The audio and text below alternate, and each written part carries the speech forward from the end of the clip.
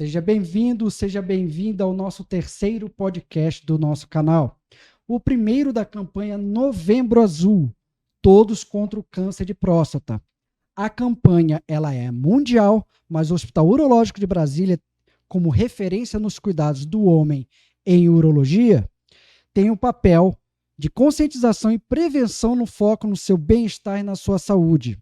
Desejamos que você conheça tudo a respeito do câncer que mais acomete os homens, o segundo que mais mata o homem. Então, seja bem-vindo. Hoje estaremos com os nossos convidados. Novamente, o Dr. Rodrigo Braz, médico urologista, especialista em cirurgia robótica, pioneiro em cirurgia robótica em Brasília, certificado pela Intuitive, pós-graduado em cirurgia robótica pelo Hospital Albert Einstein, membro titular da Sociedade Brasileira de Urologia e também membro do Corpo Clínico do Hospital Urológico. Aqui nós temos em peso também da Clínica Ative Fisioterapia Pélvica, representada pela doutora Alessandra Teófilo, doutora Carolina Bezerra e doutora Isabela Kiesel. Sejam bem-vindas vocês, doutora Isabela, no nosso primeiro podcast.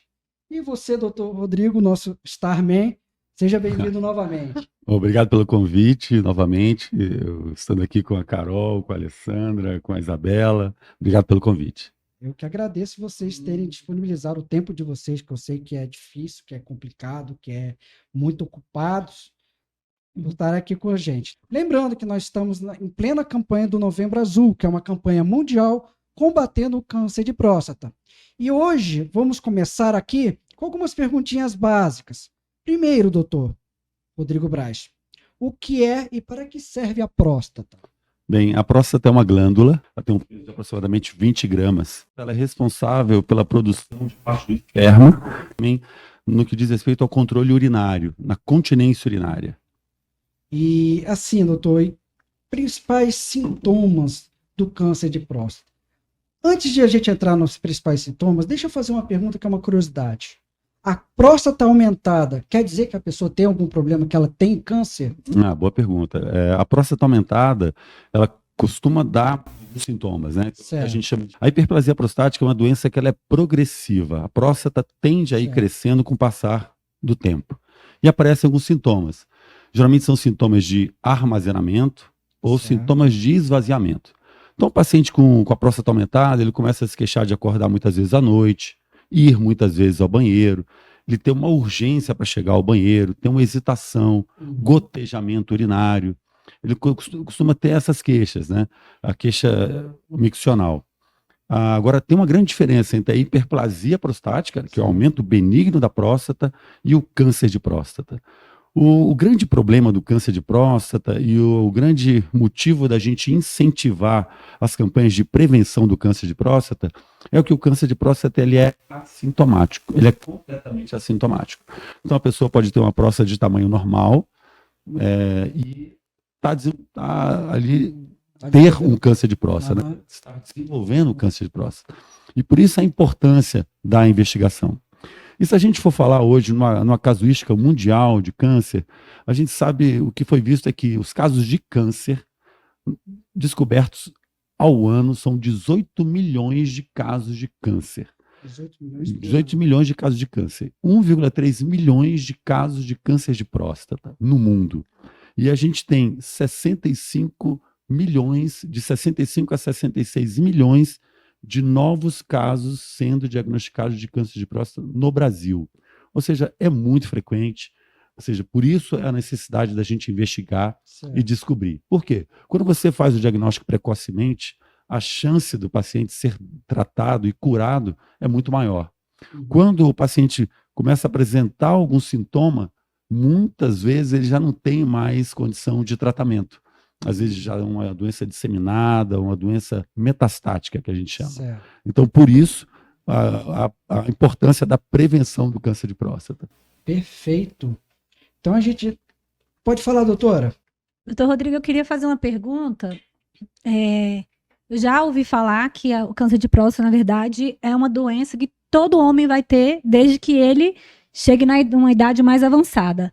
Isso é verdade mesmo? Todo homem é uma doença do envelhecimento. É isso mesmo, assim, todo homem existe essa tendência, né, à medida que a população vai envelhecendo mais, né, tem uma maior chance de desenvolver o câncer de próstata, sim.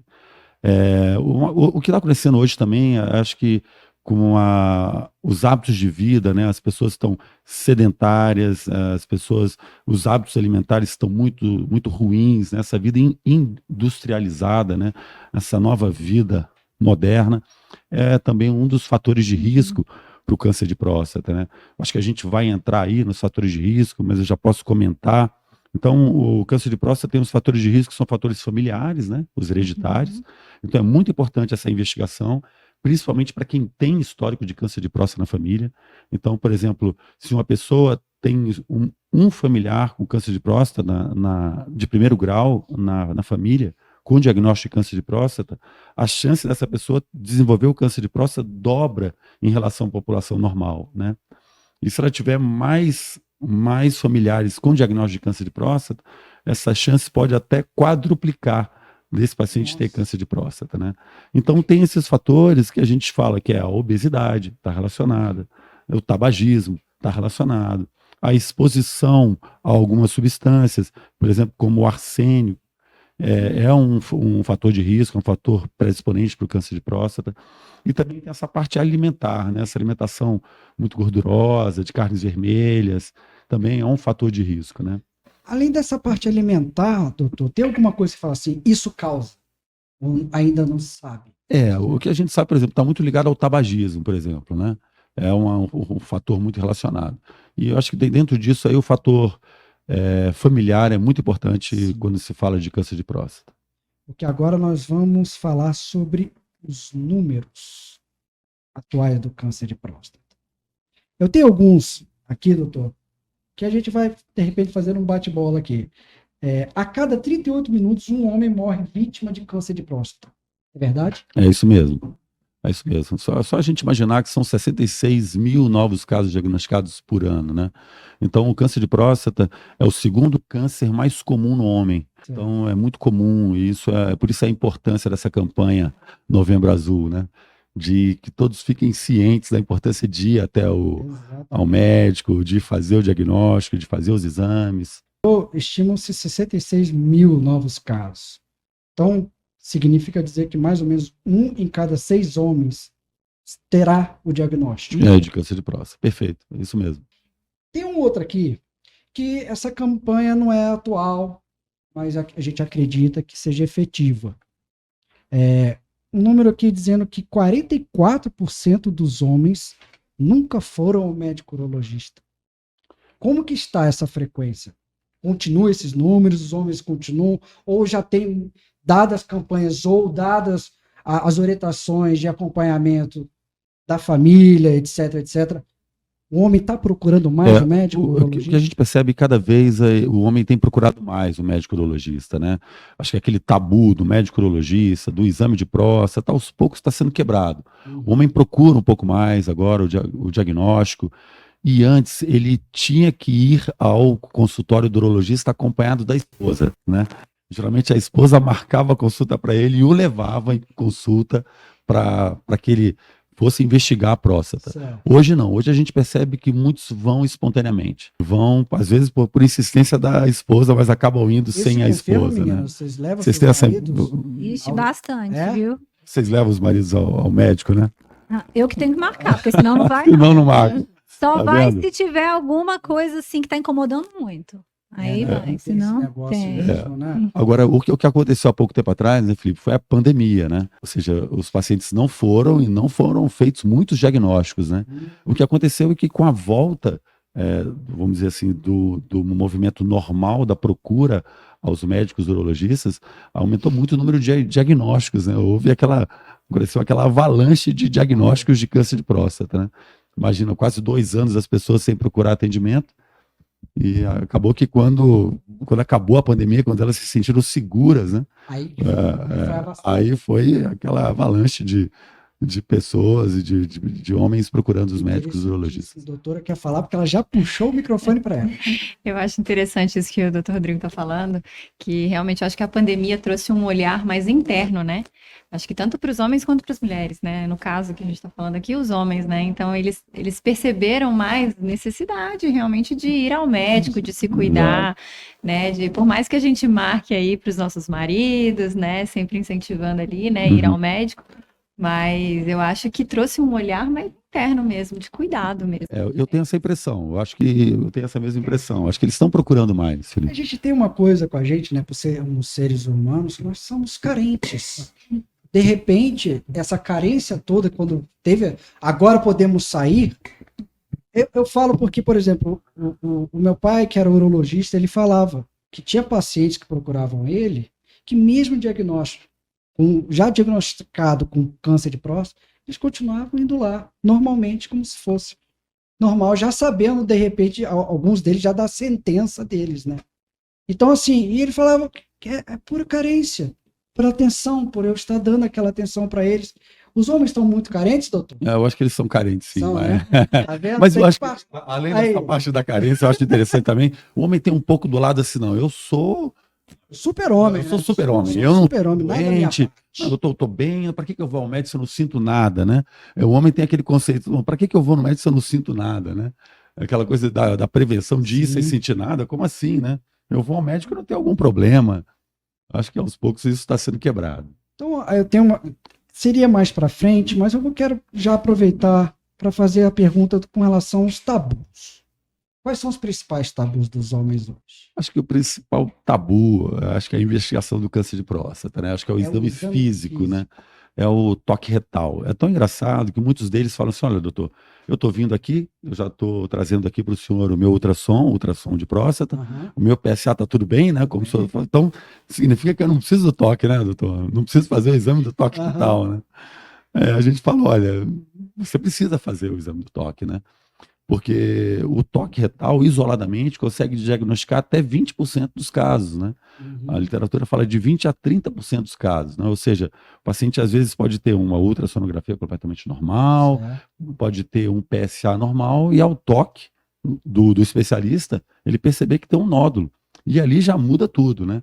Já vai iniciar uma investigação já focada por exemplo, numa biópsia de próstata, né? Num exame de imagem, para posterior, uma biópsia de próstata. Então é importante. É importante? Eles ficam muito sem graça na hora? Ficam, alguns deles. Aí quando eles estão acompanhados com a esposa, pedem para a esposa sair do consultório.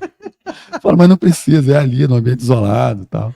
Fala aí, esposa, doutor, com relação às médicas urologistas.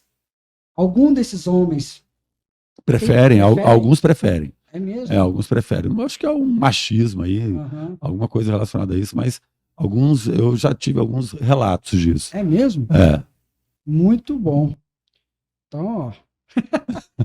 Quebrar um pouquinho desses Paulo, você já foi no seu médico urologista? Você já está na fase, cara.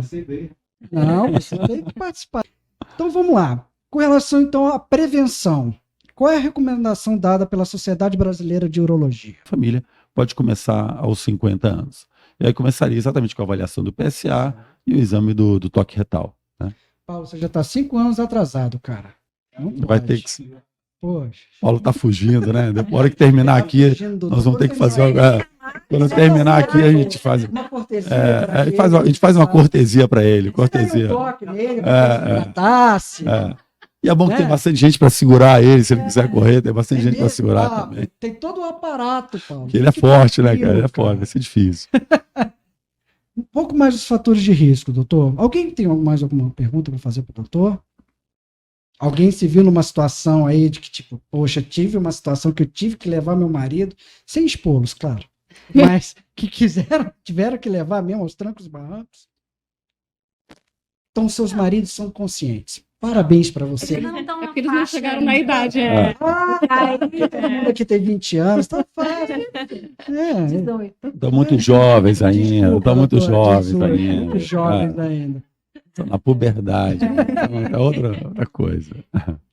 Dados os fatores de risco, doutor, como que é feito o diagnóstico? O senhor falou do exame de toque, do PSA e do exame de ultrassom. Como que é feito o diagnóstico? Quais os principais exames pedidos pelo médico urologista. Ah, maravilha. Então, um dos principais exames a gente pede é o PSA.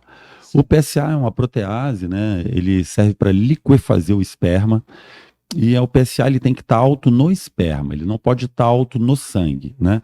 Então, quando você pede o exame do PSA e aquele PSA já começa a elevar, já acende uma luz amarela, né? Você sabe que tem... E o PSA é o seguinte, o PSA ele é um marcador, que ele é órgão específico, né? Se elevar é porque tem algum problema na próstata. Mas o PSA ele não é uma doença específica, ou seja, uma elevação do PSA não significa que é um câncer de próstata. Por exemplo, uma prostatite, que é uma inflamação na próstata, pode elevar o PSA. Então o urologista tem que ter esse feeling para eventualmente fazer um diagnóstico de uma prostatite, que pode estar elevando aquele PSA. E às vezes também a hiperplasia prostática benigna pode também causar um aumento do PSA. Então o PSA, o especialista, ele vai avaliar como está esse aumento, a velocidade de aumento desse PSA, a densidade desse PSA, qual é a idade daquele paciente, para avaliar esses outros fatores. Mas o PSA é um marcador, é um screening, né? E o PSA, ele foi descoberto lá em 1979 e ele teve a liberação pelo FDA em 1986, pelo FDA. E de 1986 para cá, até os dias de hoje, ele é o principal marcador, né, o screening para o câncer de próstata. E aí a gente avaliando um PSA, o PSA aumentou, o PSA está elevado, hoje a gente pede um exame de imagem, a gente faz o toque, obviamente, fazemos o toque para ver se tem alguma alteração, se tem algum endurecimento, algum nódulo, e pedimos um exame que é a ressonância nuclear magnética de próstata, ressonância nuclear magnética multiparamétrica de próstata, que é um exame que vai nos dar um dado muito específico para nos direcionar para a biópsia. E é um exame que vai servir para quem vai fazer a biópsia, que hoje existe uma biópsia, que é uma biópsia por fusão de imagem, onde se funde a imagem da ressonância com a imagem do ultrassom, para ter o diagnóstico.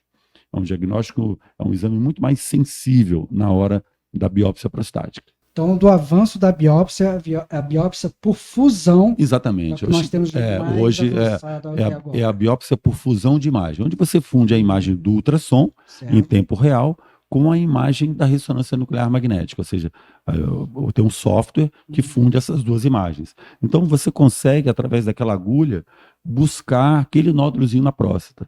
Porque às vezes a próstata o paciente tem uma próstata, por exemplo, de 40 gramas.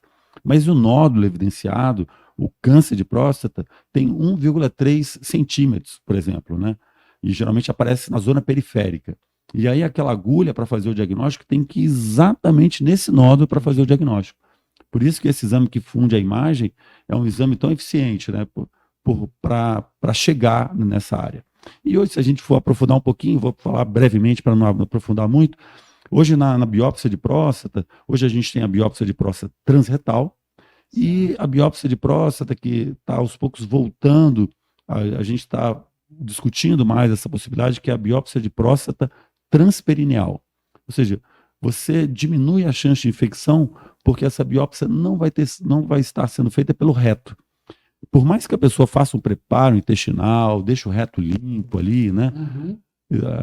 Sempre há uma zona muito contaminada. Então, a chance de prostatite, de infecção na próstata pós-biópsia perineal é menor.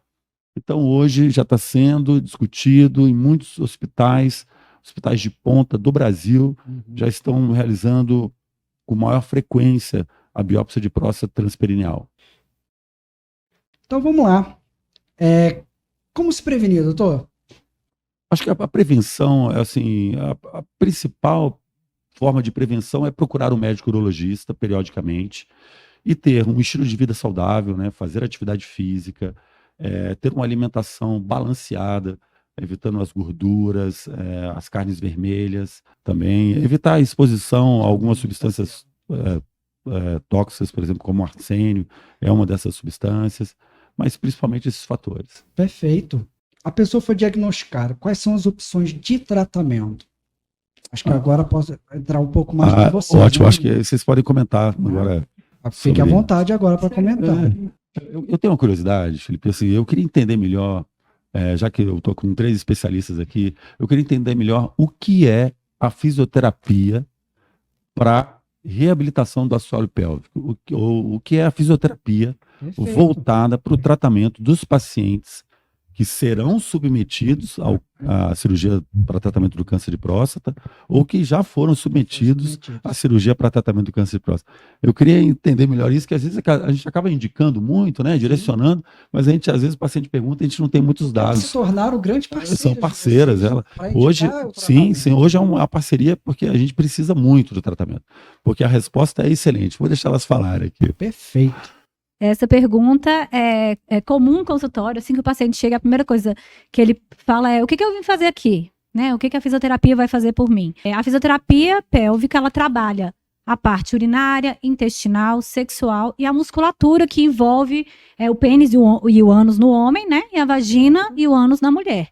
Então, quando o paciente precisa fazer uma cirurgia de próstata, a gente recomenda que faça o pré-operatório. Nesse pré-operatório, a gente já prepara essa musculatura que vai ser danificada, né, durante o processo cirúrgico.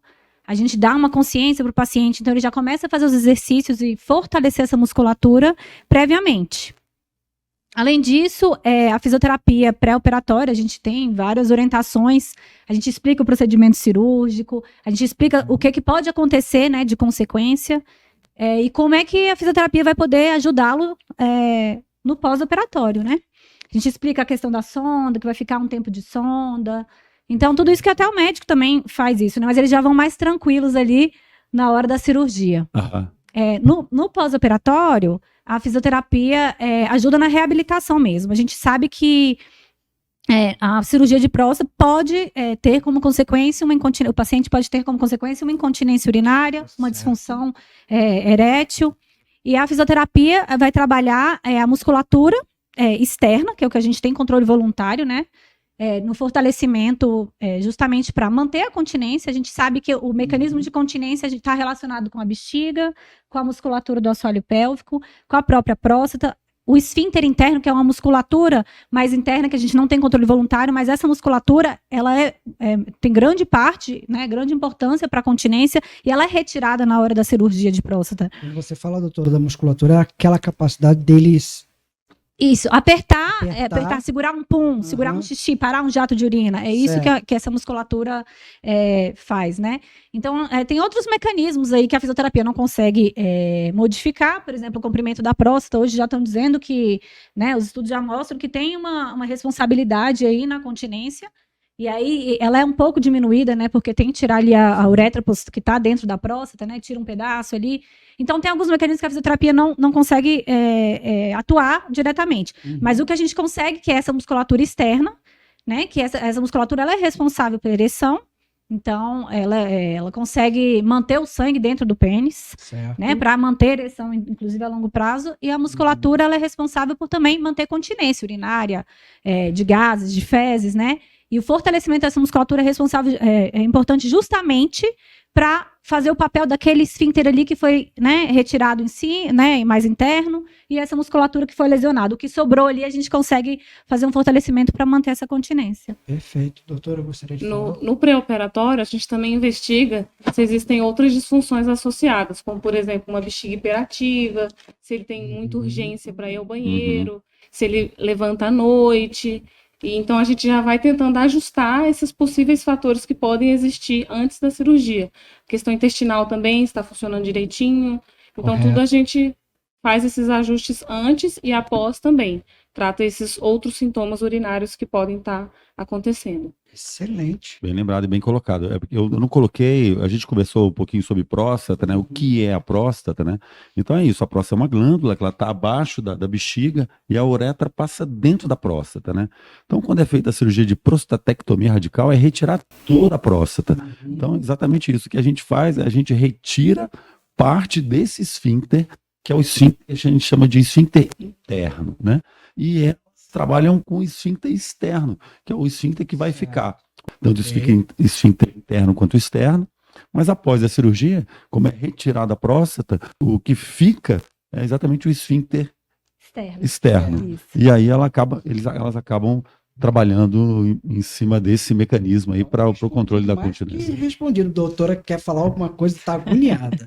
O interessante é que quando ele fala, né, que a gente consegue trabalhar, isso, é importante o pré-operatório exatamente para a gente trazer essa percepção, né, para o Certo. paciente. Então, assim, como as meninas colocaram aqui, é realmente preparar para essa cirurgia. Então, a gente já começa a ativar, né, esse caminho do cérebro, né, até ali a parte de assoalho pélvico, né, Perfeito. fortalecimento e tudo, que aí a gente ativa todo esse caminho para que ele comece a entender o que ele precisa fortalecer, o que ele precisa contrair, né? Então, é por isso que é importante também, né, essa parte do pré-operatório. E aí, no pós-operatório, ele já vai saber mais ou menos ali o que ele precisa, onde que ele precisa trabalhar. E aí, a gente só faz esse ajuste aí no pós-operatório. Isso, o paciente chega com uma percepção diferenciada Certo. da musculatura do assoalho pélvico quando ele faz esse trabalho antes, né? Já com uma consciência, uma percepção da musculatura.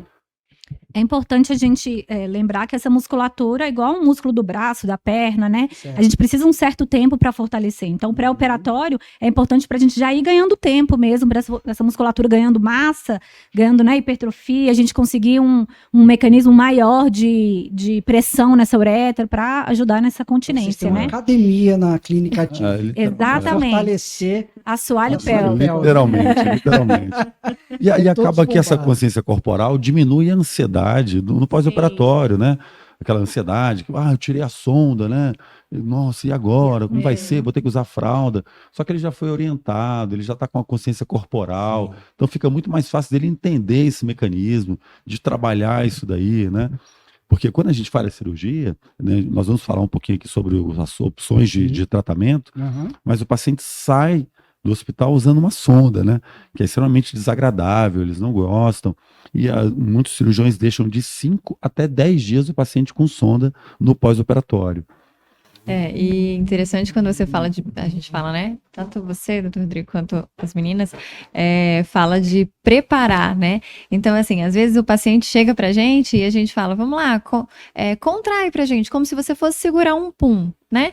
Quando ele contrai abdômen, parte interna da coxa, glúteo, às vezes ele até contrai, né, o trapézio, né, membro superior, prende a respiração, menos o que ele precisa contrair, né? Então a gente já começa a ensinar tudo isso e ganhando, né, musculatura, né, força e tudo. Você acha que tem algum determinado momento da nossa vida que a gente, por si só, aprende a controlar isso? A gente aprende como isso está. Pô, agora tá mais difícil, agora tá mais fácil. Agora eu acho que eu tô mais forte, agora eu não tô. Tem alguma coisa desse tipo? Eu acho que, na verdade, a gente tá caminhando para uma vida tão intensa e corrida que a gente deixa de fazer essa percepção. Se às vezes a gente observar, ao longo do dia, a gente tá fazendo apneia. Muitas vezes a gente percebe que a gente está aprendendo a respiração e a gente simplesmente parou ali um tempo e a gente está contraindo absolutamente tudo do nosso corpo, porque a gente não está respirando, né? Então, às vezes, essa percepção, né? Essa percepção de como é que eu aprendo, onde que eu faço, é difícil se a gente não realmente Não tiver tentar orientação de perceber. vocês. Exatamente. Tá certo. E outra coisa também, que os pacientes que a gente lida são pacientes mais velhos, vamos dizer assim, mais idosos, assim, já estão na 6ª década, né, de vida, na 7ª década de vida. Então essa consciência corporal, acho que eles não tiveram muito essa consciência, né, em academia, certeza. em treinos, nada, né, então, diferente, às vezes a atividade física que eles têm, às vezes é uma caminhada, né, não sei se vocês percebem isso. Eu pergunto assim, o senhor faz alguma atividade? Sim, doutor, eu faço caminhadas. Isso. Aí ele caminha e tal, né, então... Eu acho que... Doutor, quer falar? Não. Aqui, tem uma pergunta aqui que eu acho que tem muito a ver com esse momento que vocês estão falando. Tem uma pergunta aqui que é o seguinte, doutora. Pode ser para o doutor primeiro. Quando eu sou diagnosticado e entro para o tratamento do câncer de próstata, é igual a eu ter incontinência urinária e ficar impotente sexualmente falando? Ótima pergunta. Eu acho que tem isso.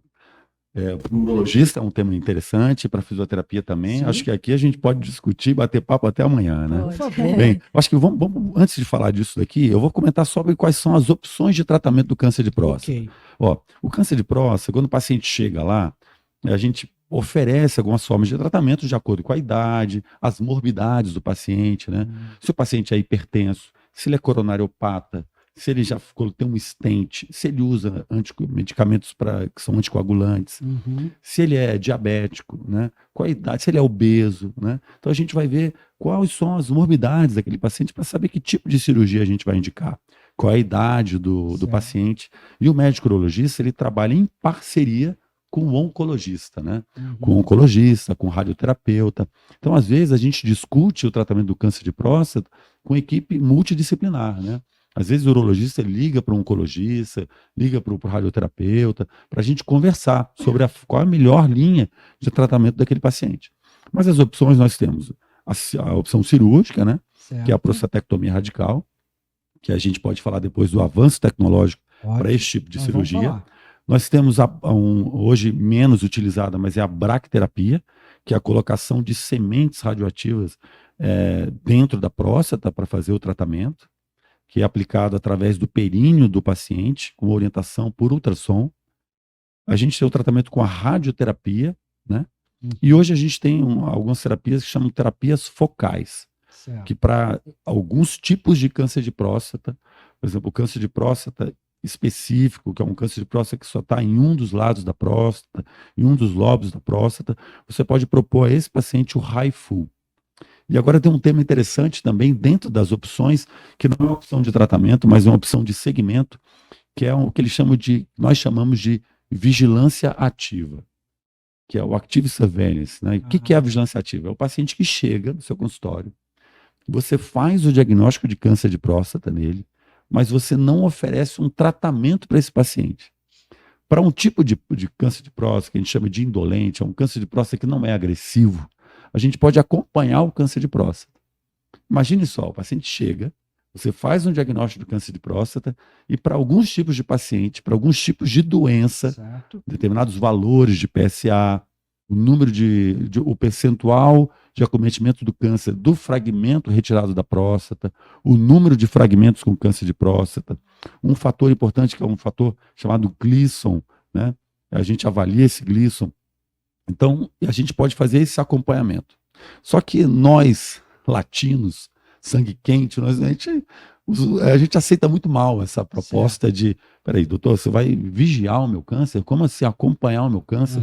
Os europeus, até os americanos, aceitam melhor essa ideia de fazer o acompanhamento do câncer de próstata. Agora, o acompanhamento não cabe a todo paciente, né? É o paciente que vai voltar no teu consultório, que você vai precisar fazer, você vai precisar solicitar PSA para esse paciente regularmente. Você vai precisar fazer uma biópsia de próstata, pelo menos a cada ano, nesse paciente. Vai precisar, às vezes, realizar um exame de imagem. Um exemplo é a ressonância nuclear magnética multiparamétrica da próstata, para poder se orientar. E nesse segmento, aproximadamente 30% dos pacientes vão sair desse segmento para ir para uma cirurgia, por exemplo, para um tratamento de câncer de próstata. Dado esse trabalho de todo ano tem que fazer isso, será que eles não querem para uma solução e muitos deles saem, né? Saem dessa forma de acompanhamento e vão para o tratamento. E esse fato de você retardar essa cirurgia é como se a gente estivesse dando mais qualidade de vida ao paciente. Porque queira ou não queira, essa cirurgia tem essas possíveis complicações que nós vamos falar aqui agora, né? Então, só que muitos pacientes não aceitam bem essa situação. Entendi. E outra coisa, o paciente fica ansioso. Imagina, ele tem um diagnóstico de câncer de próstata e está acompanhando, né? Só que ele chegou lá no seu consultório, doutor, olha, tô com muita dor de cabeça, doutor. Nossa, aí qualquer sintoma que ele tem, ele acha que já está atribuindo aquele câncer de próstata que foi diagnosticado. Então ele teve uma dor de coluna, ai doutor, será que o câncer foi para minha coluna? Ou seja, ele fica ansioso. A cada biópsia que você pede, ou a cada exame de ressonância que você pede para fazer esse acompanhamento, ele não dorme no dia anterior, ele para voltar, ele está ansioso para voltar, ele te liga, quer uma consulta mais breve possível. Então a gente nota essa ansiedade desse paciente que está seguindo, né? Então a grande maioria deles optam por fazer algum tipo de tratamento mais curativo. Entendi. Meninas, quero comentar alguma coisa? Eu acho que você tinha comentado sobre as possíveis complicações, não é isso? Isso.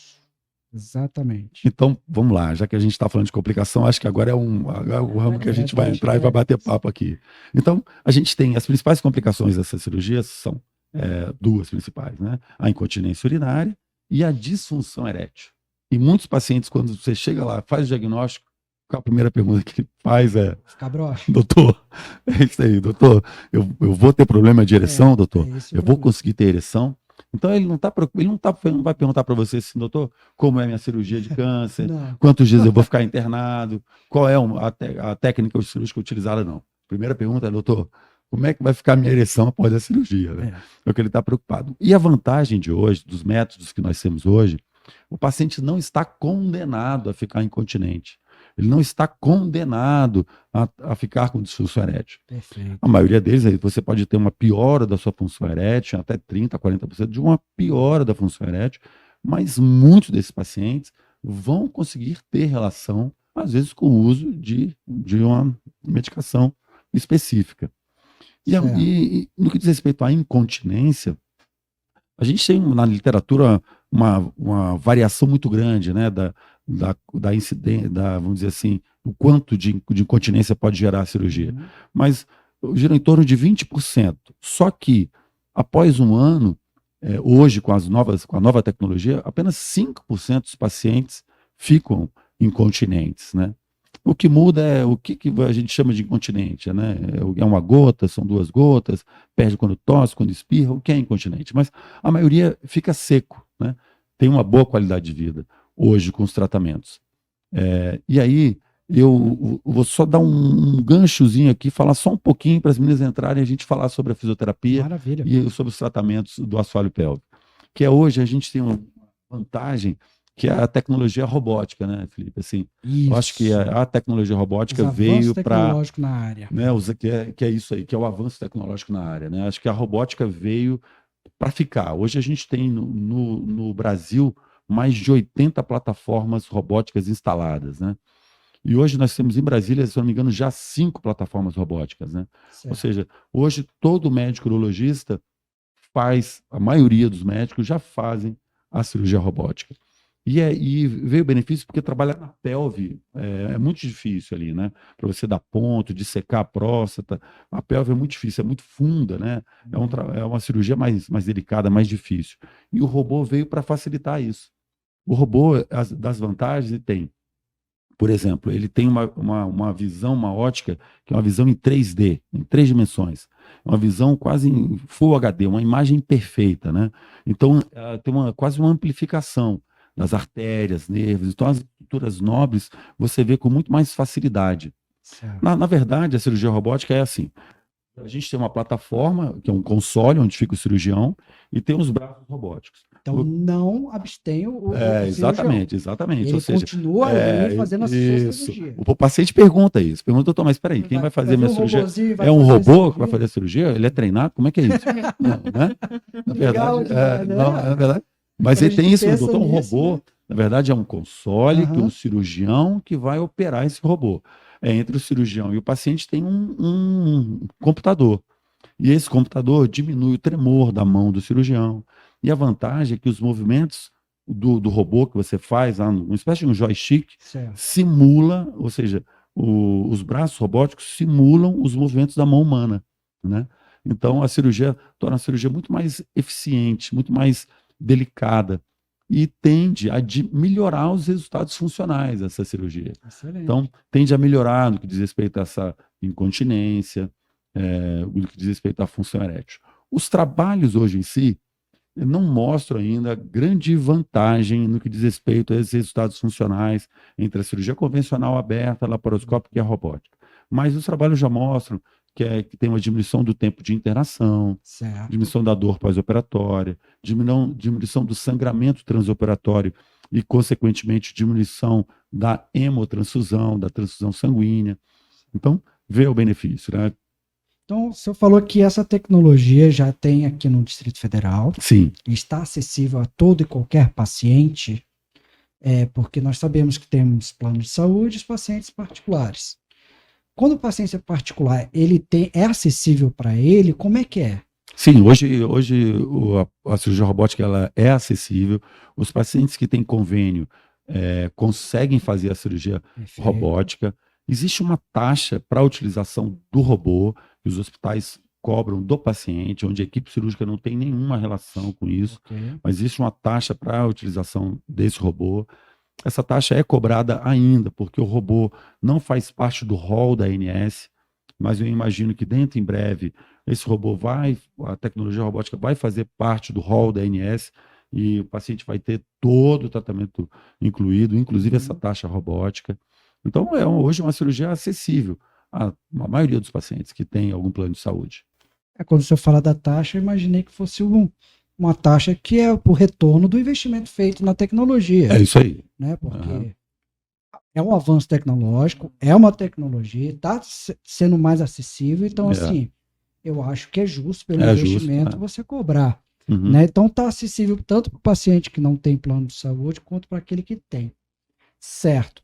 Então, você recebe muitos pacientes de outros estados, doutor? Recebemos Recebe? sim. Principalmente do entorno, a gente recebe quando muito. Você pensa assim, preciso de um grande tratamento, vou para outros estados, para algumas referências do Sudeste, São Paulo, né? Brasília está bem servido. Acontece isso conosco também. Aqui, acontece? Nós recebemos pacientes de Anápolis, Goiânia. Em Goiânia, até pouco tempo atrás, eles não tinham robô instalado lá. E agora já tem um robô lá instalado, que é no Albert Einstein, em Goiânia. Uhum. Mas o que acontece, às vezes, o paciente tem um convênio que não é aceito, por exemplo, no Albert Einstein. Sim. Então, ele sai de Goiânia e vem para Brasília para fazer essa cirurgia aqui. Então, Interessantíssimo. Goiânia, Anápolis, Unai, Formosa, essa região do entorno de Brasília, muitos pacientes vêm até Brasília para ser submetido à cirurgia robótica aqui, Perfeito. que é um avanço. Doutor, acompanhando, pode ser qualquer uma de vocês, tá? Acompanhando essa questão do avanço tecnológico na cirurgia, para o pós ou o pré, vocês já têm também alguma outra tecnologia que vocês podem estar falando e explicando aqui pra gente? Alguma tecnologia, algum equipamento, alguma novidade na área de vocês? Primeiro, eu gostaria de falar sobre a diferença, né, da Certo. cirurgia realmente aberta e a cirurgia robótica. A gente não tem realmente estudos mostrando grande diferença na questão de incontinência urinária e disfunção sexual, mas em consultório, na prática clínica, a gente percebe muita diferença, a quantidade de urina perdida, a recuperação, o tempo de recuperação do paciente, a gente percebe realmente uma diferença. Acho que os próximos estudos aí talvez cheguei a mostrar pra gente esse benefício aí. Porque tem uma visão melhor, né? Sim. É mais preciso, consegue preservar mais a questão nervosa, a questão vascular, né? Então, acredito que isso tudo, daí pra frente, a gente vai conseguir ter melhores resultados no estudo científico, né? Ninguém gosta de ser picotado, né? Exatamente. Eduardo Mão de Tesoura. Nossa, não. E na fisioterapia, a gente é muito reconhecido aí que a gente utiliza o biofeedback, que é um aparelho que a gente utiliza como se fosse um videogame. Eu falo que é como se fosse um videogame que o paciente utiliza para fazer os exercícios no consultório. Antigamente, a gente utilizava esse biofeedback, tinha que ser intracavitário, ou seja, era uma sonda anal. Então, os pacientes realmente, no dia da consulta, quando a gente explica como é que é o tratamento, às vezes os pacientes ficavam meio ressabiados. E hoje a gente já tem uma tecnologia melhor, que é nosso biofeedback, a gente, eletromiográfico, então a gente utiliza aqueles eletrodos de superfície de eletrocardiograma, e a gente coloca ali na região perineal, então não tem nada de invasivo, né? Certo. E aí o paciente consegue fazer os exercícios, observar como é que essa musculatura está respondendo, né? E fazer esse fortalecimento através desse equipamento. Perfeito. Quando vocês dizem que vocês têm, lá na clínica de vocês tem. Isso. Tem. Perfeito. Doutora, gostaria de falar alguma coisa? Não, é isso. Não é isso? Acho que eu queria entender também, já que a gente está falando da fisioterapia, da reabilitação, como é essa reabilitação? Por exemplo, o paciente que eu direciono, que fez uma cirurgia de câncer de próstata, a partir de qual momento, na visão do fisioterapeuta, ele já pode iniciar a fisioterapia? Por exemplo, doutor, ele tirou a sonda ali com 7 a 10 dias, ele já pode iniciar a fisioterapia. Eu queria entender também os recursos que a fisioterapia tem. Quais são os recursos? O que vocês têm para oferecer para o paciente? O que tem de mais tecnológico, mais avançado? E eu queria entender como é que é a orientação domiciliar, tanto para incontinência, quanto para disfunção erétil. Se vocês dão alguma orientação familiar, se a esposa participa de algum tipo de vamos dizer assim, Sim. de tratamento. Como é que vocês Importantíssimo. lidam com isso daí? Bom, em relação a... Qual foi a primeira pergunta mesmo? De volta para o futuro. Paulo, volta aí para a gente escutar a pergunta. Eu tava no gancho de responder. Peraí, qual foi a ordem mesmo? Ó, pode cortar aí, meu Paulo. Paulo, pode Claro, tirar? claro. Pode segurar o microfone? Porque senão a gente... Fica abaixo. É meu robocop. Só que, o que eu falei? O que vocês têm de recursos da fisioterapia? Então, o que vocês têm de mais tecnológico? E o que vocês orientam para o Eu ia paciente? falar era da sonda. Pronto. O que vocês têm, assim, por exemplo, esse paciente que vocês acompanham, que vocês tratam, eu tirei a sonda com 7 a 10 dias. Ele já, porque às vezes o paciente me pergunta, doutor, eu já posso iniciar a fisioterapia? Eu espero um pouco. E outra coisa, qual é a opinião de vocês sobre, por exemplo, aquelas cadeiras de contração eletromagnética? Se vocês têm na clínica de vocês, se vocês têm alguma opinião sobre isso, se isso funciona ou não funciona, né? E aí vocês podem... Bom, então vamos lá. Vamos lá. Em relação a quando que pode iniciar a fisioterapia, a gente recomenda logo após a retirada da sonda mesmo. Ele já pode estar fazendo a primeira consulta Certo. e já a gente passa uma série de orientações com relação aos exercícios, a horários de ir ao banheiro, quantidade de água que ele deve beber, funcionamento intestinal. Então, tudo a gente vai tentando regular num conjunto para ver o que precisa estar melhorando nesse paciente. Aí a gente passa os exercícios, uma série específica para o paciente, né, com esse equipamento que a Isabela citou, né, o biofeedback. Então, nesse equipamento a gente determina assim, a quantidade de repetições, quantidade de vezes que ele vai fazer por dia, quanto tempo de sustentação ele consegue, para ele fazer uma pré-contração antes de uma situação de esforço também, por exemplo, se ele vai tossir, espirrar. Alguns pacientes sentem que perdem quando senta, levanta, em alguns movimentos do dia a dia. Então, a gente orienta em toda essa parte comportamental que a gente orienta associado com o tratamento. Quanto tempo de tratamento, doutora? Varia muito, mas em média, eu percebo até que antes da cirurgia ser robótica, os pacientes, eu percebo que eles faziam mais 30, 40 sessões. Hoje em dia, que a cirurgia é robótica e a recuperação é mais rápida, tem paciente que com 10 fica bom, tem uns que com 5 fica bom, alguns precisam de um pouquinho mais, 20, mas tem diminuído em relação à época pré-robótica. E agora, de recurso, o que a fisioterapia tem como recurso para o tratamento? Eu vi que já foi citado o biofeedback, né? Quais são os outros recursos que vocês têm para o tratamento por exemplo, iniciando da incontinência urinária? Deixa eu só fazer um link aqui, porque a Alessandra falou, eu acho que é interessante a gente fazer esse gancho, né? Quando a gente chega o paciente para a gente no pós-operatório, é importante a gente fazer o link do pré-operatório e do pós-operatório. Então, assim, como ele estava e como ele está, né? Então, por exemplo, antes ele não tinha urina nenhuma, ou, né? Pode ser que ele não estivesse perdendo nenhuma urina. E aí, no pós-operatório, ele chega usando 8 protetores, 10 protetores por dia, né? Então, quando a gente faz esse link, é interessante a gente, durante a avaliação, a gente perceber isso, né? Então, trazer um pouquinho... Enfim, perdi a minha linha de raciocínio, desculpa. Tranquilo. Mas era mais ou menos isso, né? Certo. Deixa eu só porque até um voltar parâmetro aqui. de comparação que a gente usa. Tem quantos protetores ele chegou usando Certo. de início, e essa informação, ao longo do tratamento, a gente pergunta mais para frente e vai vendo até deixar esse paciente sem usar protetor nenhum, né? Que é o objetivo. Quando vocês falam de sessão, quanto tempo de uma sessão para outra? Normalmente eles fazem 2 vezes por semana. 2 vezes por semana. Isso. Às vezes a gente também recebe pacientes que moram mais longe e tal, às vezes tem dificuldade de vir. Aí a gente recomenda uma, se o paciente não puder, mas sempre orientando a fazer os exercícios em casa, para ele poder ter essa melhora mais rápida mesmo. E justamente a quantidade de vezes por semana depende do perfil do paciente. Tem aquele paciente que foi para fisioterapia porque o médico indicou, mas ele não está acreditando muito que aquilo ali vai funcionar, né? Então, se a gente ficar lá 2 vezes por semana com aquele paciente ali, isso pode ficar um pouco mais desconfortável para ele. Então, às vezes, esse paciente é um paciente que a gente indica 1 vez por semana e passa mais algumas orientações para casa. A grande maioria dos pacientes que a gente recebe, normalmente, na primeira consulta, eles vão com a esposa. Ah, Então, neste momento, a gente pede ajuda, inclusive, da esposa. Por isso que é tão importante a consulta da fisioterapia, independente se é pré ou pós-operatório, porque é ali que a gente mostra a importância, o porquê da fisioterapia, porque fazer a fisioterapia, né? Não é só assim, não, porque eu estou com incontinência, eu quero parar de perder urina. Então, a gente vai explicar todo o tratamento, o tempo de segmento, né? Que é mais ou menos com um ano o paciente tende a ter a continência novamente, né? Que a fisioterapia, na verdade, vai acelerar esse processo.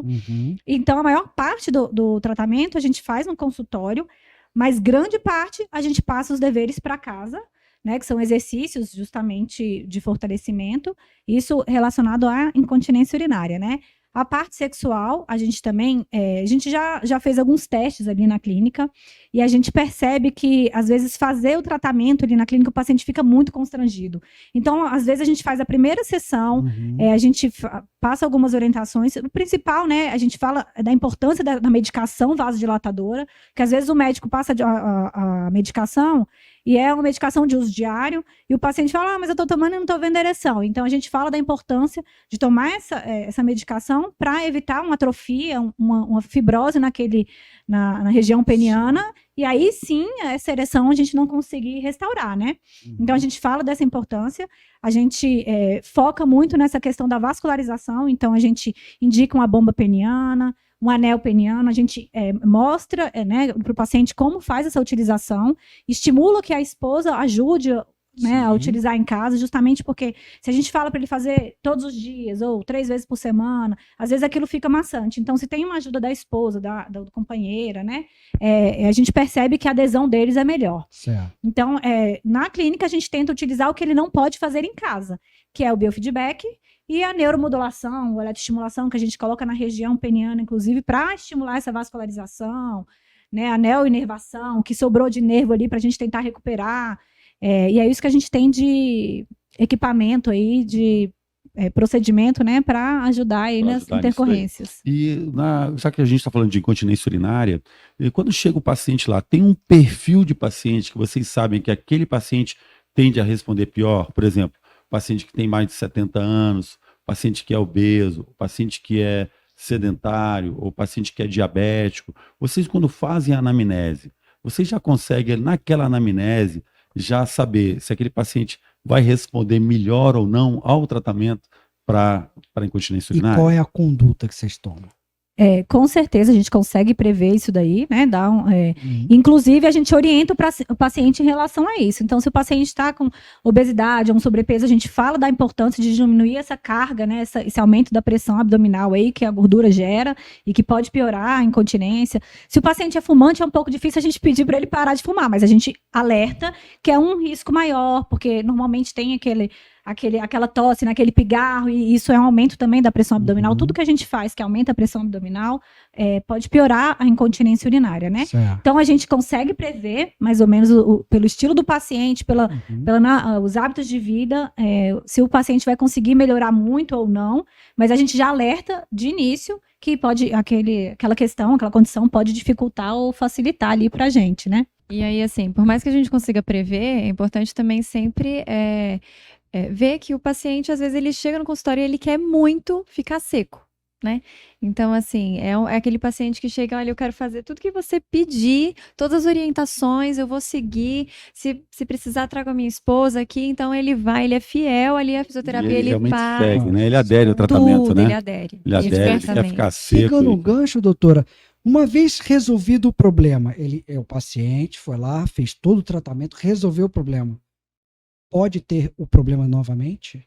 Então, a gente orienta que depois que ele faz o tratamento e ele recebe a alta, né, na fisioterapia, a gente sempre orienta que daqui a 3 meses ele volte para verificar se está tudo certo. Se estiver tudo certo, ótimo, não precisa fazer fisioterapia novamente. Senão, a gente faz ali mais algumas sessões para que ele melhore ali do que talvez tenha voltado, né? Ou então, às vezes, ele deixou de fazer algum exercício, seguir alguma orientação, né? E aí a gente faz esse ajuste. Entendi. E aí volta para alta novamente. Tem uma outra pergunta aqui que eu me lembrei. Nós acabamos de passar por uma pandemia, né? A pandemia mudou muita coisa e a pandemia teve a coisa do trabalho online.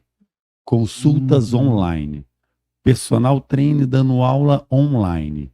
Tudo era online, né? Pessoas que não saíam de casa e recebiam diversas formas de tratamento online. Então, dentro da fisioterapia, dentro da realidade da fisioterapia, para o tratamento da incontinência urinária, eu sei que o biofeedback, obviamente, não vai dar para ele fazer, a eletroestimulação, obviamente, não vai dar para ele fazer.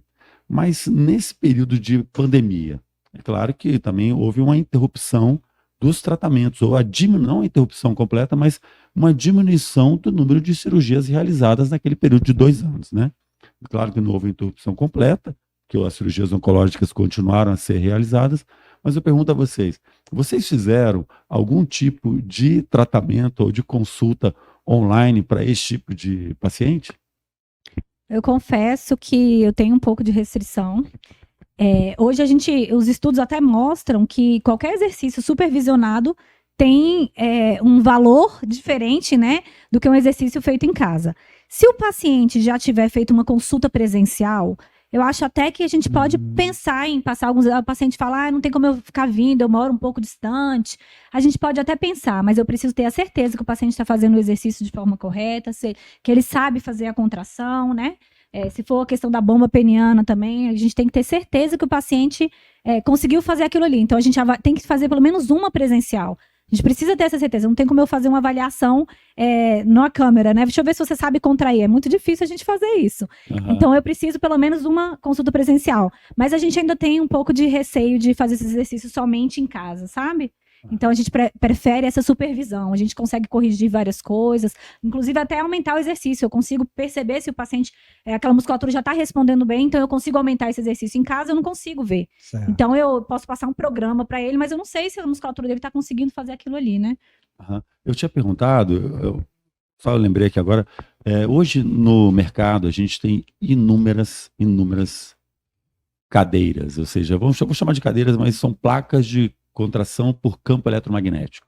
Um dos tratamentos é um tratamento onde a pessoa coloca uma placa na região de períneo, a pessoa vai de roupa, senta numa cadeira confortável, pega uma placa, onde a placa é colocada na região do períneo, a outra placa é colocada na região suprapúbica, região da barriga, da bexiga, do baixo ventre, e ela fica ali, e na máquina, existe um protocolo de contração. Ou seja, a pessoa fica sentada, Felipe, por 30 minutos, com aquela musculatura do assoalho pélvico em contração. Quase que uma isometria, uma contração intensa. E a pessoa sente até um desconforto na hora ali. E isso, existe um protocolo de intensidade, de frequência, que a pessoa vai aumentando a frequência, a intensidade. E geralmente as sessões, as pessoas fazem de 1 a 2 sessões por semana, fazendo de 8 a 10 sessões. Então, eu sei que a literatura ainda não tem muitos dados falando dos benefícios dessa cadeira de contração eletromagnética. Mas eu queria ouvir a opinião de vocês, se vocês já pegaram em consultório algum paciente que fez esse tratamento, que pagou, que teve a condição, que pagou e que fez esse tratamento. Qual foi a impressão de vocês sobre a resposta? Bom, esse tratamento ele não é um tratamento barato, né? Normalmente o plano não cobre, então acaba que nem todos podem fazer. Mas, assim, nada substitui o treinamento muscular do assoalho pélvico propriamente dito. Ativo. Isso, ativo. Porque, na verdade, a gente pensa que a musculatura, a gente pode estimular ela de uma forma passiva, mas até um momento. Passou daquele momento, a gente precisa da forma ativa. Então, a gente precisa realmente, aquela historinha lá, enviar o caminho para a musculatura. Então, precisa ser feito de uma forma ativa, né? Então, eles não conseguem se substituir. Eu confesso que eu não conheço, nunca sentei na cadeira para ver, mas tive uma paciente, ela fez uma sessão só, ela até, ela não tinha como pagar, né, mais sessões, e ela falou que realmente sentiu a contração como a contração que a gente faz no consultório. Mas como ela fez uma sessão só, ela não viu, não observou diferença. Então, eu não tenho muito como falar, mas eu acredito que sempre que o exercício ativo, né, você ativar essa musculatura, seja mais eficaz. Entendi. E agora, ainda falando sobre incontinência, já que vocês têm os parceiros, né, que são os colegas urologistas e ginecologistas, e até que são parceiros da clínica. Vocês alguma vez por acaso, já ligaram para o médico para perguntar como foi o procedimento, como foi o tratamento cirúrgico? Foi um tratamento mais fácil? Como é que foi a cirurgia? Foi uma cirurgia mais complexa? Sangrou um pouco mais? Você teve mais dificuldade de fazer a cirurgia? A próstata era muito volumosa? Vocês já tiveram alguma curiosidade disso, de um contato direto para saber se por acaso aquela cirurgia foi uma cirurgia mais difícil? Por isso aquele paciente estava tendo aquela resposta, ou com aquele quadro? Já tiveram algum feedback desse, algum contato? Nunca liguei pro médico para saber realmente da cirurgia. Já liguei para falar de medicação, né? Tomava medicação de bexiga hiperativa. E aí, com a fisioterapia, a gente estava melhorando. Já liguei para ver se a gente conseguia ou diminuir ou suspender, né, a medicação e fazer com a fisioterapia. Mas é um link legal. Acho que às vezes a gente fica pensando que é difícil a gente falar com o médico, né? Ele está sempre ocupado, ou fazendo consulta, ou fazendo cirurgia, né? Então, eu acho que eu nunca tive nenhum paciente que eu tenha ligado para o médico. Normalmente eu pergunto muito sobre o relatório cirúrgico, né? Então, assim, esse paciente, às vezes, né, no pós-cirúrgico, ele vem com esse relatório cirúrgico, né? Como que foi a cirurgia? Como que foi como foi durante ali, né? Logo o após a cirurgia. Você se sentiu bem, não sentiu? Sentiu vontade, dificuldade de urinar? Sentiu dor? Teve muito sangramento? Não teve? O que o médico falou? Então, a gente tem sempre o retorno do próprio paciente, né? É aquilo que a Isabela falou, né? Às vezes a gente fica, será que liga? Será que não liga? Tá ocupado, tá na cirurgia, né? Então, nunca teve essa necessidade, assim, né? E nós estamos aqui batendo papo, conversando sobre isso, a gente está falando muito de cirurgia, né? Das complicações da cirurgia. E agora, querer entender um pouco melhor, por exemplo, alguns pacientes, Felipe, a gente direciona para radioterapia. O paciente não, é um paciente que ele não tem indicação cirúrgica, né? Foi discutido com a equipe multidisciplinar, foi optado por uma radioterapia.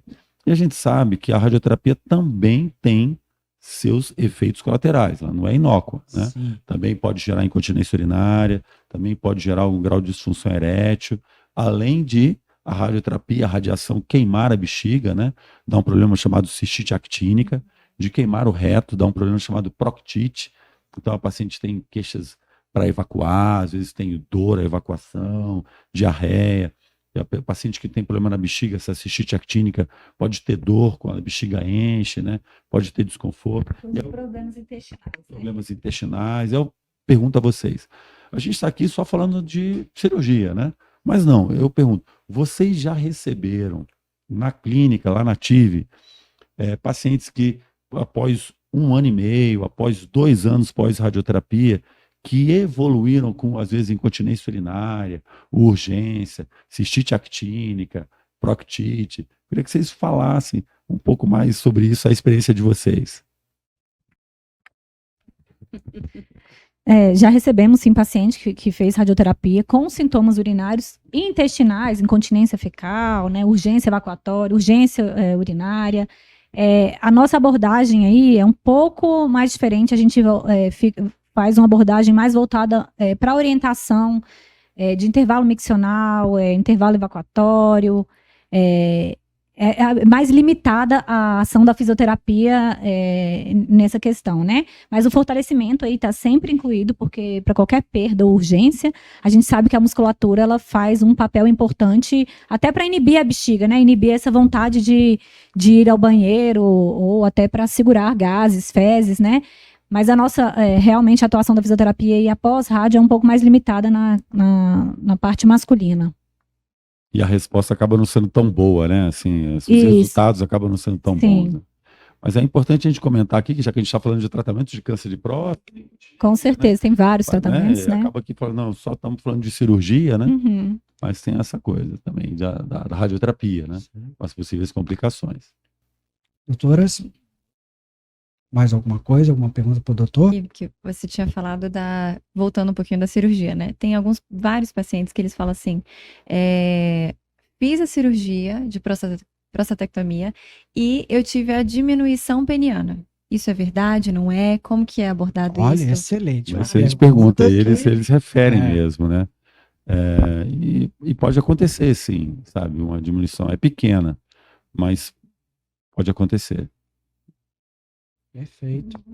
Nós temos uma parte aqui no site da nossa campanha que diz o seguinte: eles venceram o medo e o câncer de próstata.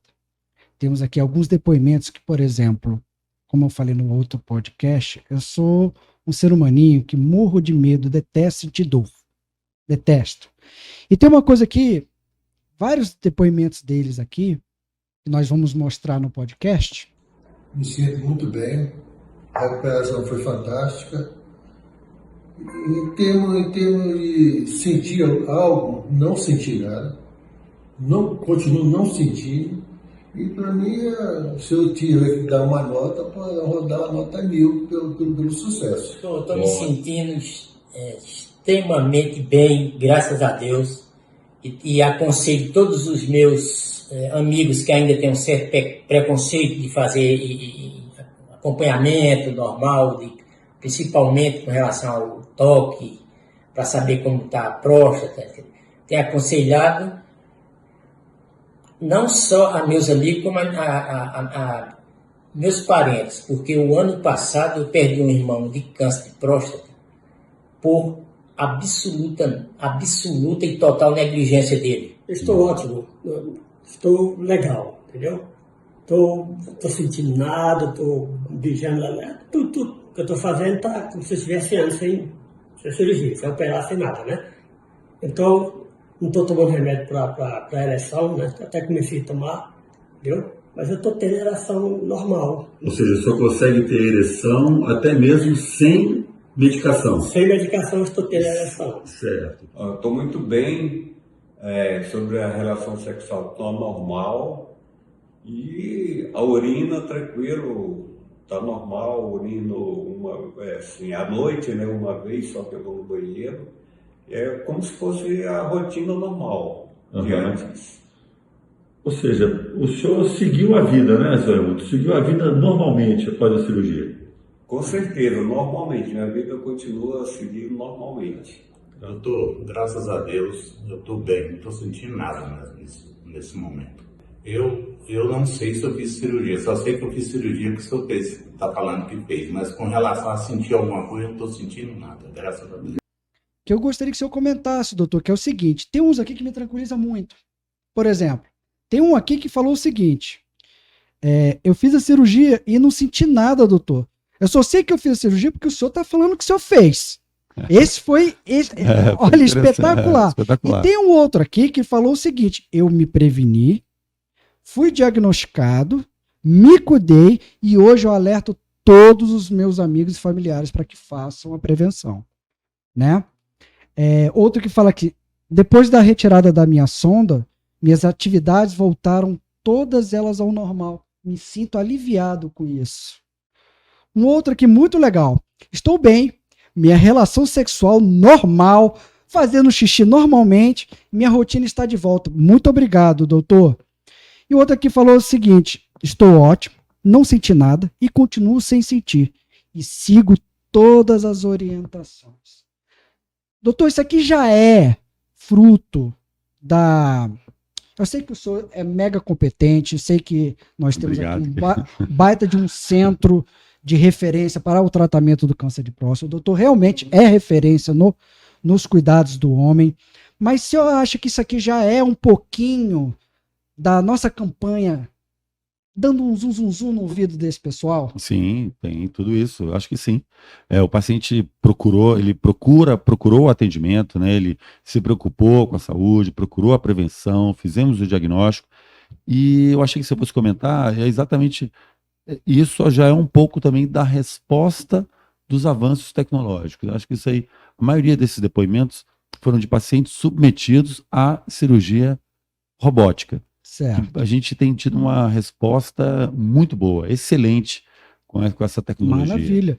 Não Então, quer dizer também que é só por causa da robótica que eles tiveram sucesso, mas que aumenta esse tipo de depoimento, esse tipo de situação no seu consultório. Sim. Deles agradecendo. Teve um aqui que te avaliou, doutor, como 1000%. Não senti nada antes, durante e nem depois. Oh, meu Deus. Te dou nota 1000, doutor. Ele é muito bacana, muito simpático. Ele gosta. Faço questão da gente mostrar, viu? E são pessoas que... Como é que foi, doutor, colher esses depoimentos? Então, esses depoimentos, quando a gente falava que eram depoimentos relacionados à campanha de prevenção do câncer de próstata, ou seja, para encorajar outras se motivavam pessoas, a eles se falar. motivavam. Aí eles ficavam prontos a gravação, a ceder o vídeo, a dar os direitos, né, Certo. de divulgação da imagem, quando a gente relacionava a campanha A para a campanha. prevenção do câncer de próstata. E o que Eles eu acho aderiram. muito interessante aqui, doutor, que casa exatamente com o que a gente deseja. Eles foram lá, se preveniram, É. tiveram o diagnóstico e hoje estão felizes da vida que depois vai estar seguindo vida normal. É por isso que todos nós estamos aqui hoje conversando. Exato, eles falando fazem sobre- parte da estatística que, exato. cara, previna-se. Identificado no começo, tem 90 e quantos por cento, doutor, de chance de ser curado? Hoje, procurando precocemente, 80% a 90% de chance 80, 90% de cura. chance, ó. De cura. Poxa. É? Poxa, não faz essa parte dos 10% que não vai dar jogo pro negócio, né? E, doutor, Inclusive, pode falar. quando o paciente, quanto antes ele descobre, né, a gente percebe também, a gente recebe menos pacientes na faixa de 50 a 60, digamos. Olha, Recebe mais pacientes na faixa de 60 a 70. É isso mesmo. Né? Então, Aham. acho que os pacientes, quanto antes eles descobrem nessa faixa dos 50 anos, certo. eles têm tendência a ser esses pacientes do depoimento, aqueles Entendi. que realmente não têm nenhuma sequela ou uma sequela muito rápida. Dando o crivo que tem que se prevenir. Tá ouvindo, Paulão? Ó, rapaz, tem que ir lá, cara. Já são 5 anos de defasagem. Brincadeira. Então, Felipe, eu acho que o que fica para nós, então, se a gente fosse falar de uma mensagem, algo para deixar aqui, uma Sim, eu mensagem ia pedir para vocês. final, alguma orientação, eu acho que o que fica homem, você que já tem 50 anos, que não procurou o urologista ainda, que não fez o exame de PSA, que não fez o toque retal, vá ao médico urologista. E o melhor, não vá ao médico urologista apenas no Novembro Azul, né? Exato. Procure o médico, vá ao urologista, se oriente. E que realmente, né, doutor? Porque a Novembro Azul é para A conscientizar. conscientização. É onde o negócio toma muito corpo, mas o tratamento é durante todo o ano, Todo o ano. resto da sua vida, para sempre. Para sempre, até morrer para sempre, minha filha fala, né? Até morrer para sempre, né? E mulheres levem os seus maridos, os seus pais, Exatamente. irmãos, tios, sogros, todos, né, fazer esse exame preventivo sim. para detectar Vamos levar logo. o Paulo também, né? O Paulo dessa vez ele não escapa. Não O Paulo não escapa, escapa não tem dessa vez. jeito, Nós vamos porque levar. A gente vai ter que vir cobrar dele a edição do podcast. O que a então gente pode fazer, a gente fala que a gente convida ele para tomar um chopp. Isso. E aí, na verdade, quando ele chegar lá, não é um chopp. E se ele se apaixonar, doutor? Nós vamos ter que Chamou dele ligar pra para sair, choppzinho. Ai, Paulão, muito bom, viu? Eu acho que as meninas podiam dar as considerações finais. Sim, eu gostaria das comentar, considerações dela. Já chamamos a atenção dos maridos, Sim. né? as meninas. E com relação, até para dar a deixa de vocês, é o seguinte: como que os pacientes que estão nos assistindo podem procurar vocês, entrar em contato, agendar uma consulta, onde vocês estão localizadas? Quem gostaria de falar? A nossa clínica chama Ative Fisioterapia. Nós estamos localizados na 710/910 Sul, Certo. no edifício Via Brasil. Nós estamos na rede social, no Instagram, ó, Ative Fisioterapia. Ative Fisioterapia Pélvica. Temos o site ativefisioterapia.com.br. Lá tem todas as informações de telefone, como faz agendamento, Certo. os convênios que a gente atende, os profissionais do nosso corpo clínico. Estou vendo aqui, serviços que vocês prestam. Está aqui disfunções urinárias, Isso, todas as intestinais, patologias que a gente sexuais, trata, que a gente previne. pré e pós-operatório.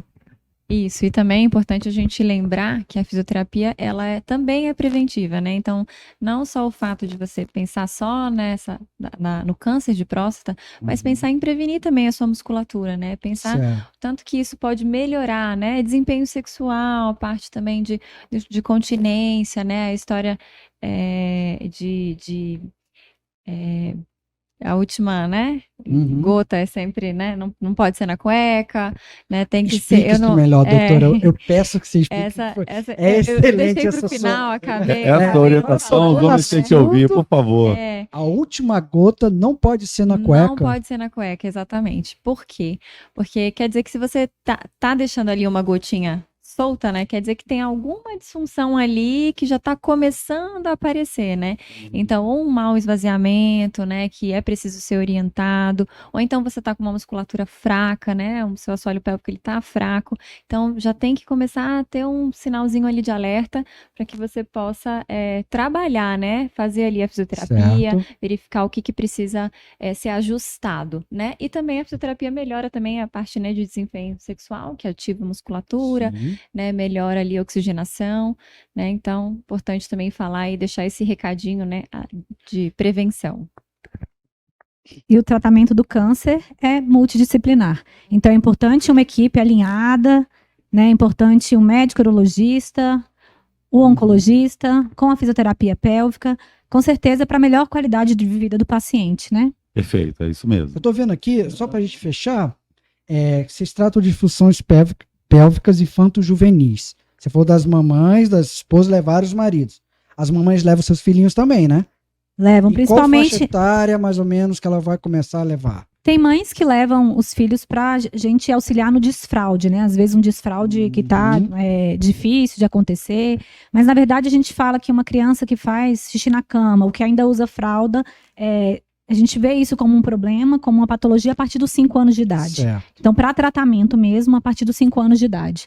Mas relacionado a intestino, uma constipação, a criança pode ir em qualquer idade, desde que já tenha um entendimento, né? Certo. Porque a gente vai passar os exercícios e a criança precisa ter consciência para fazer os exercícios. Então, tem criança que segura mesmo as fezes e não quer ir ao banheiro, não quer ir no vaso, não faz nem na fralda. Então, esses pacientes a gente consegue intervir um pouco mais precoce. Perfeito. Doutora, quer falar mais alguma coisa? Já foi falado. Eu acho que é só agradecer, né, o convite, né, a Eu que Ative agradeço Fisioterapia você estar aqui comigo hoje. tá aqui com você, Felipe, você, né, Doutor. doutor Rodrigo. Obrigado. É um prazer estar aqui com vocês. Eu de antemão, eu agradeço demais, porque eu sei que não é fácil, vocês são esposas, marido, tem filho, o doutor veio de uma cirurgia direto para cá, e eu agradeço mesmo essa disponibilidade, porque eu acho que quanto mais pessoas a gente conseguir atingir, mais pessoas vão entender a importância, que não é só a questão de eu penso em ter mais pacientes. Não, eu penso em ajudar mais pessoas, né? E o tão importante que é, para mim principalmente, estar aqui com vocês, eu entendi muito bem o trabalho de vocês e eu vi o quão importante o trabalho de vocês é como braço direito para o doutor. Porque quando ele indica um tratamento, quem vai para... Você vê, aqui nós tivemos depoimentos de pessoas que levaram numa boa, digamos assim, os seus tratamentos, né? E que realmente não é uma coisa que deve ser muito legal. Olha, tem uma alteração aqui, você está com câncer de próstata. Aí eu imagino que caia o mundo, né, doutor? Que a pessoa ali, eu por ser homem então, mãe, quero minha mãe. Na hora, né? Então, assim, agradeço por esclarecermos isso e por trazermos cada vez mais segurança, informação de que nem tudo está perdido. E sim, previna-se, que a gente consegue resolver o seu problema em um tempo muito melhor, mais rápido e com mais tratamento, menos invasivo, menos doloroso e tudo mais. Perfeito. Eu acho que também qualquer dúvida, né? Acredito que tanto nós da Ative quanto o Dr. Rodrigo estamos à disposição, né? Manda uma perguntinha, um inbox, um privado, né? Ou então faz um comentário ali agora suas e redes estamos à sociais, disposição. né? Dr. Rodrigo Braz, além do nosso hospital urológico, o senhor atende em quais hospitais aqui no DF? Pronto, eu quero agradecer ao convite, agradecer ao Felipe, em nome do Hospital Urológico, agradecer a Ative Fisioterapia, agradecer as meninas. E eu quero fazer um convite, né, às pessoas, aos homens, agora estamos entrando na campanha Novembro Azul. Meu nome é Rodrigo Braz, o telefone do Hospital Urológico, local onde eu trabalho há 14 anos. Olha. O telefone é 3345-9300. Eu estou lá todos os dias. Eu sou um médico certificado e capacitado para a realização de cirurgia robótica. Então, em um eventual diagnóstico de câncer de próstata, o paciente vai ser muito bem acompanhado e tratado. Perfeito. Em relação aos locais de atendimento, eu estou atendendo para consultas só no Hospital Urológico de Brasília, Certo. todos os dias, ou pela manhã ou à tarde. Olha só. Basta ligar no 3345-9300 e vai conseguir uma consulta. Não é à toa que é o nosso garoto propaganda, né? Doutor, muito obrigado. Doutores, Obrigado a vocês. muito obrigado. Nós que agradecemos. Além desse agradecimento de todo mundo ter se apresentado, dado os contatos, nós vamos deixar na descrição do podcast, nós vamos colocar também as legendas no final, certo? Para que não tenha-se dúvidas nem com relação ao que nós estamos falando, nem de como não procurar vocês, certo? Então, espero que daqui por diante a gente estreite mais esses laços, que a gente possa levar para as pessoas cada vez mais e melhor as informações. Com isso, finalizamos, Paulão. É isso Pronto? aí.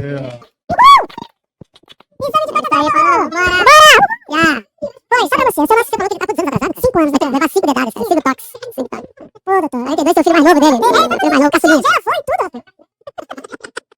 Então a gente tem que pegar alguém pra Cristo, cara. Senão não tem graça. Gente, muito obrigado, foi show de bola. Muito bom, não tem aquela pergunta direta assim.